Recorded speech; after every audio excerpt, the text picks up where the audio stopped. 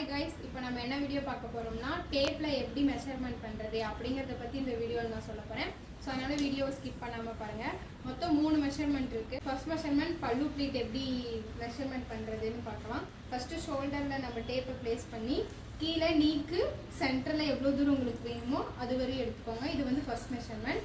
And second measurement எப்படி எடுக்கிறதுனா டேப்பை மறுபடியும் ஷோல்டர்லேயே ப்ளேஸ் பண்ணி உங்கள் செஸ்ட்டோட மிடில் டச் ஆகிற மாதிரி சுற்றி கொண்டு வந்து உங்கள் ரைட் சைட் நீ கிட்ட ப்ளேஸ் பண்ணிக்கோங்க. அண்ட் இது வந்து செகண்ட் மெஷர்மெண்ட்.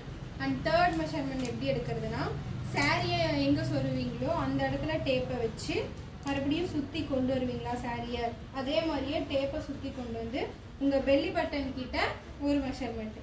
இது வந்து தேர்ட் மெஷர்மெண்ட். இப்போ நான் 3மே டேப்பில் எடுத்திருக்கேன். இதை எப்படி சாரியில் மெஷர்மெண்ட் பண்ணுறது அப்படிங்கிறத நெக்ஸ்ட் வீடியோவில் சொல்கிறேன்.